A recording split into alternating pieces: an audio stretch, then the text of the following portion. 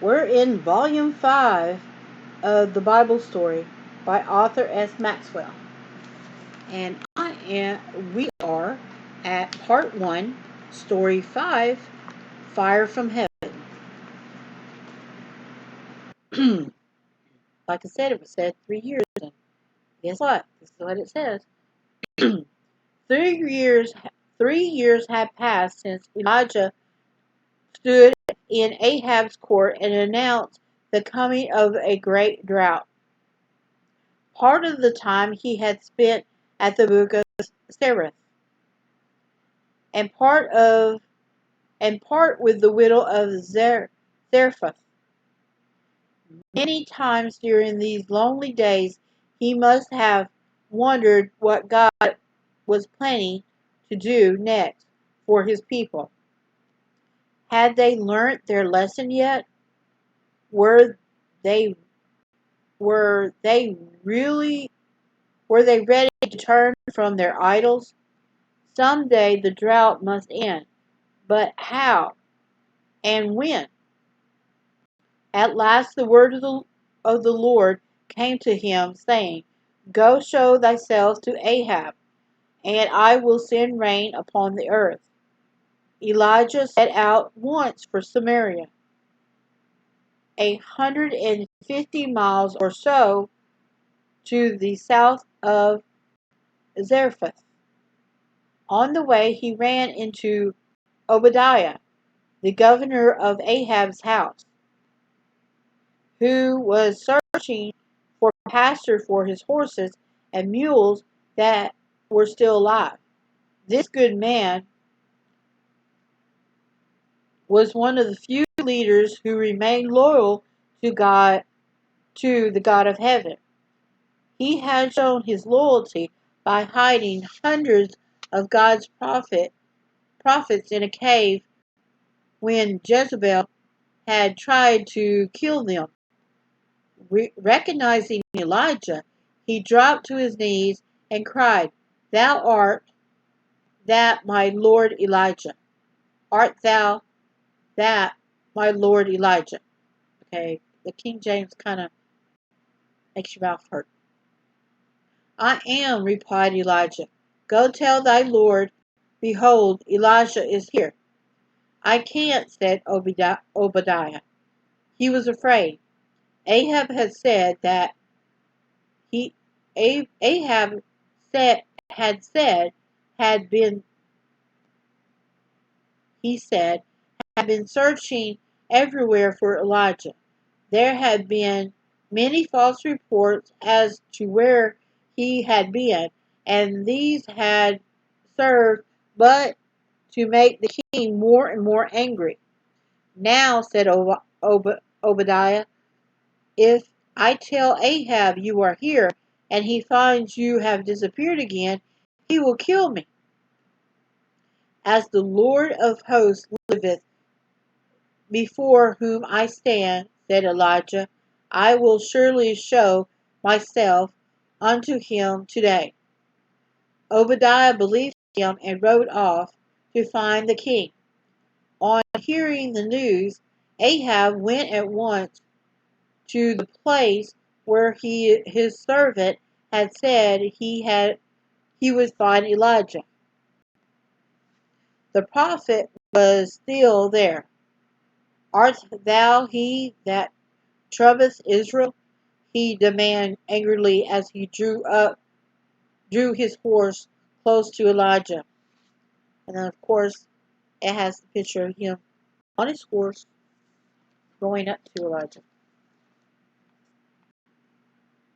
And there's the painting, the illustration. Okay.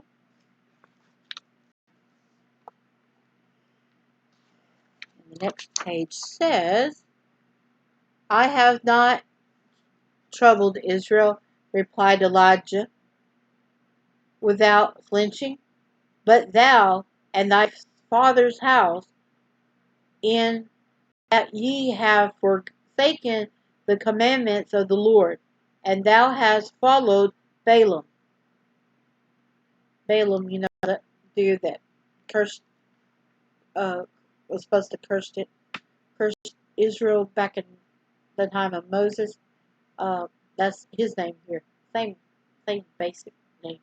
Alright, get back to the story. Something in the tone of the prophet's voice or in what he said made a deep impression on the king. He was speechless. If he talked about the terrible drought or the need of rain, the Bible doesn't say. But Elijah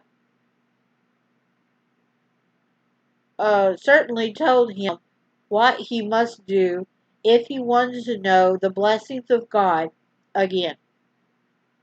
Now therefore send and gather me all Israel unto Mount Carmel, and the prophets of Baal 450, and the prophets of the groves 400, which eat at Jezebel's table. In other words, bring everybody.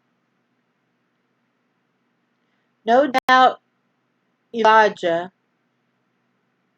explained why he wanted such a meeting. No doubt Elijah explained why he wanted such a meeting, so that the people might decide once and for all whether they were going to serve God of heaven or the first false gods whose idols have been set up over the land. The king agreed to the plan, perhaps as the only hope of getting rain and break this awful, dreadful drought. When he returned to his palace, he sent out messengers calling the people to assemble on Mount Carmel. Soon thousands of men, women, and children streamed towards the place of meeting. None were quite sure why they were going there, only that the king had told them to. It was rumored that Elijah was going to be there, but nobody believed it. Similar tales had been told about the prophet for the past 3 years, and he never showed up. Hadn't the king himself looked for him all this time?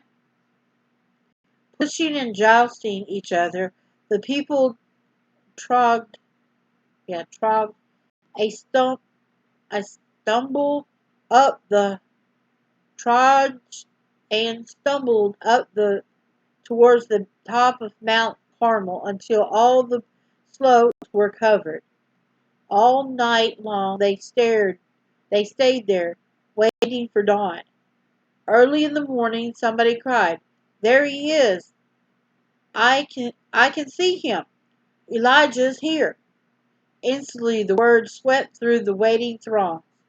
Men and women strained their necks to see the man who had dared to defy the king, while boys and girls shoved their way to front to get a better view. "Hush," said someone. "Hush, he's speaking. Elijah's speaking." Silence fell upon the milling crowd. Then from the top of the mountain came that deep, powerful voice once heard in Ahab's court. How long halt ye okay. How long halt ye between two options? Cried the prophet. If the Lord be God, follow him. But if Baal, then follow him. Nobody spoke. The people answered not a word. Elijah continued, I only remain a prophet of the Lord, but Baal's prophets are 450 men. And then it has a 2-page of him walking up Mount Carmel. That's what it looks like.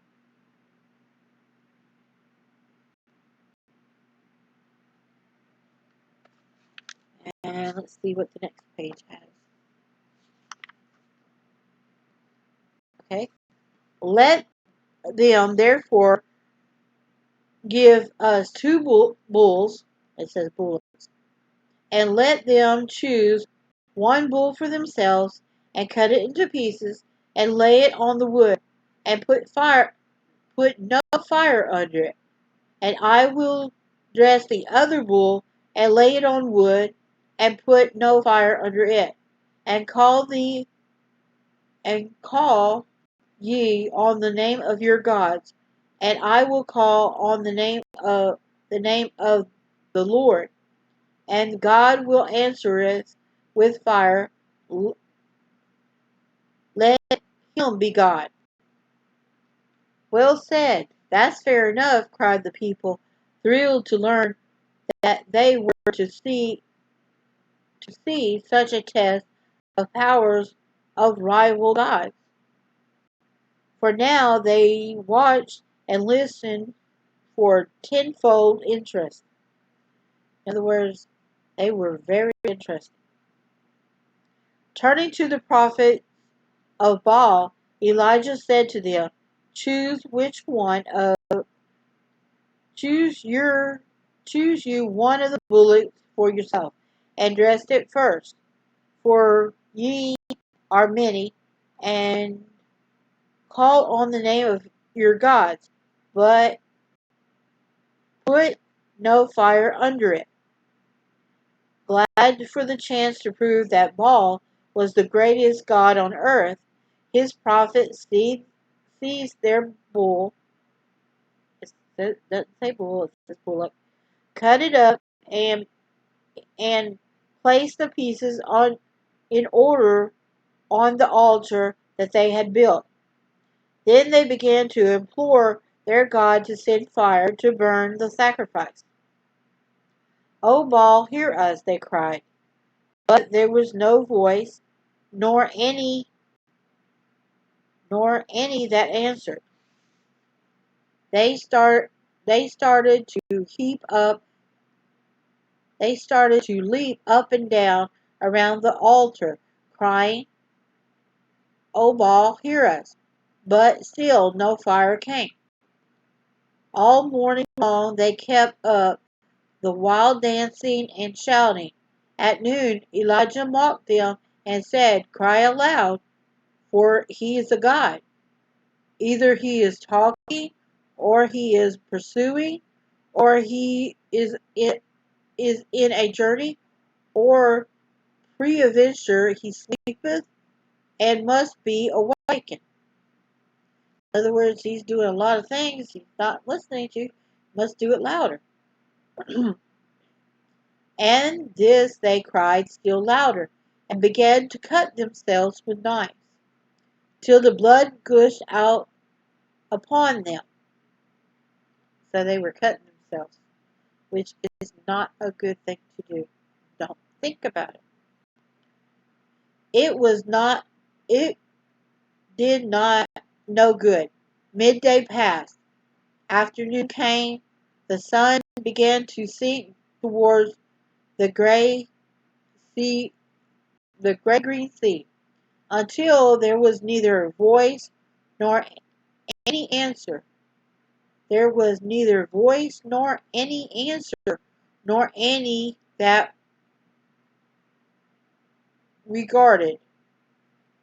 Crazy stuff. Presently Elijah spoke again to the people, who were tired and disappointed in the failure of the prophets of Baal. Come here unto me, he cried, and the crowd surged forward. Then they watched him repair the altar of the Lord that used to stand upon this mountaintop, but had been forgotten and had broken down. Taking 12 stones, one for each of the 12 tribes of Israel, he rebuilt the altar, then dug a trench around it. Next he put wood in order, and cut the bullock in pieces and laid them on the wood. Then, to everyone's surprise, he said, Fill 4 barrels of water and pour it on the burnt offering, the burnt sacrifice, and on the wood. The, the water was brought, maybe from the sea, for the springs have all dried up, and they pour upon the altar. Ooh, salt water. Didn't think about that. I've heard this story all my life, but salt water? They could have done that because the other water would have been precious. So, yeah, salt water. That'd be interesting. Some said, does he expect it to burn with all that water on it? But if Elijah heard, he took no notice. Do it a second time, he said, and they did. Do it a third time, he said, and the sacrifice was soaked again until the waters poured into the trench and filled it. Now everybody was saying, now nobody could say he had set the fire on the sacrifice himself. Suddenly a hush fell over the great assembly as Elijah raised his voice in prayer. Everybody listened, even the prophets of Baal, and who had ceased their shouting. Lord God of Abraham, Isaac, and of Israel, he cried aloud, let it be known this day that thou art God of Israel. And then has the illustration of the fire coming down. And it's drowned, and it's a big 2-pager with the text, but it's not in white. And there it is. And he's proven that he did not start the fire.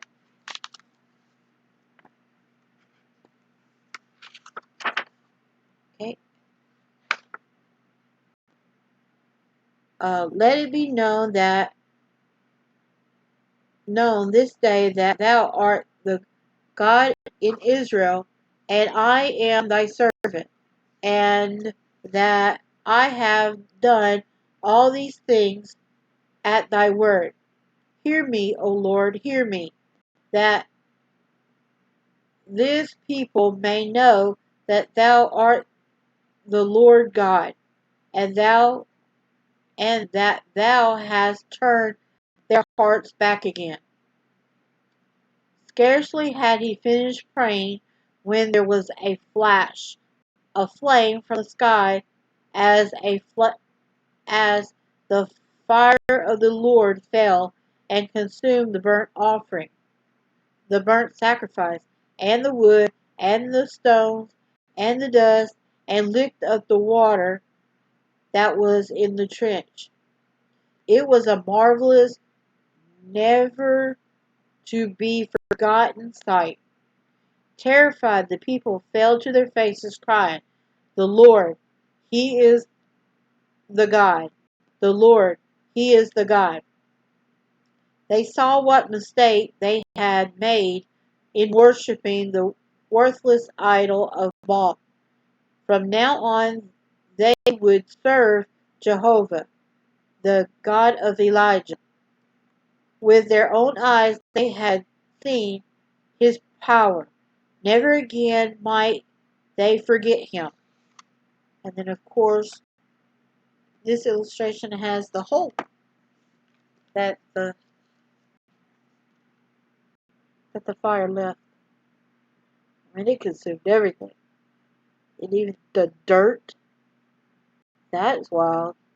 It even consumed the dirt. And I've heard most of this story in all the Bibles. You know, Bible, well, since this book is 70 years old, it probably was part of stuff in most churches anyway. Okay, part 1, story 5. And guess what? Yeah, it's break time. So I'm going to break it, and then we'll start our next story in just a bit. But we'll see what happened.